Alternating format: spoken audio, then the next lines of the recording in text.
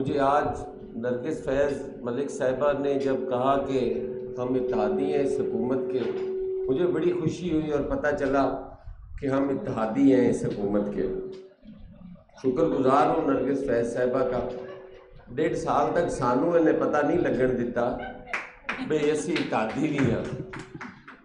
खैर, गुजारिश ये है कि पाकिस्तान पीपल्स पार्टी की एक तवील जद्दोजहद है इस मुल्क के अंदर, और पाकिस्तान पीपल्स पार्टी की क़यादत को मैं खराज अकीदत पेश करता हूँ कि जब जब इस मुल्क के ऊपर कोई कड़ा वक्त आता है, कोई मुश्किल हालात आते हैं, तो भट्टो और भट्टो ख़ानदान के अलावा कोई ऐसा रहनुमा नज़र नहीं आता जो इस मुल्क को इन मुश्किलात से निकाले।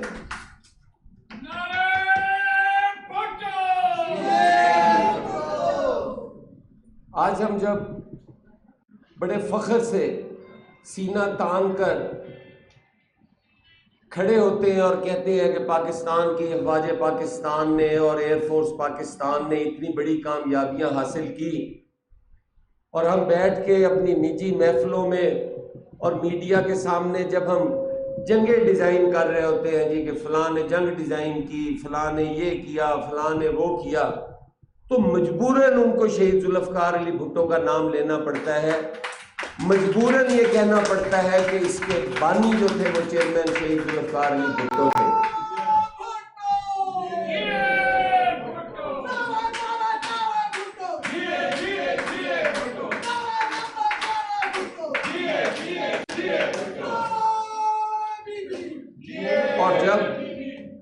और जब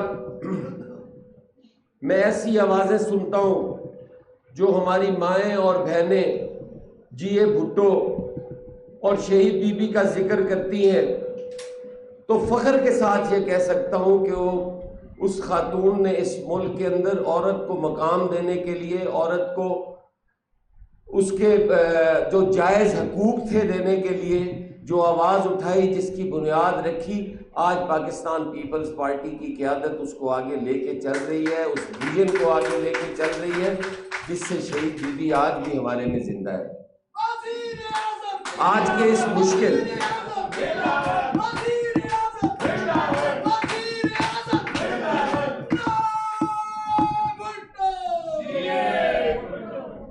आज जब इस मुल्क के ऊपर एक इंतहाई मुश्किल वक्त था,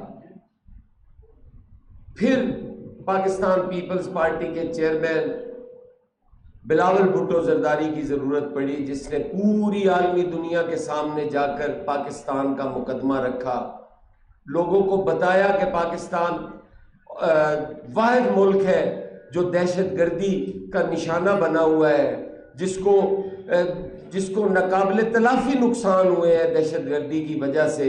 हम विक्टिम हैं, हम कभी भी दहशतगर्द नहीं न थे, न है, न होंगे। हम तो विक्टिम हैं और हम इंसाफ चाहते हैं। हम चाहते हैं कि लोग वो बेनकाब होने चाहिए जो दहशतगर्दी भी करते हैं और दहशतगर्दी और फिर शराफत और अमन के पीछे छुपने की कोशिश करते हैं। तो मैं चेयरमैन बिलावल भुट्टो जरदारी साहब को, जनाब आसिफ अली जरदारी साहब को खराज तहसीन पेश करता हूँ कि उनकी फ़हम व फरासत से आज पाकिस्तान की क़यादत मजबूत हाथों में है। जिए भुट्टो।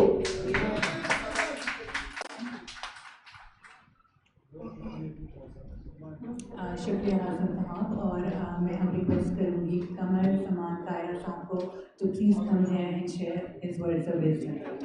कायरा साहब।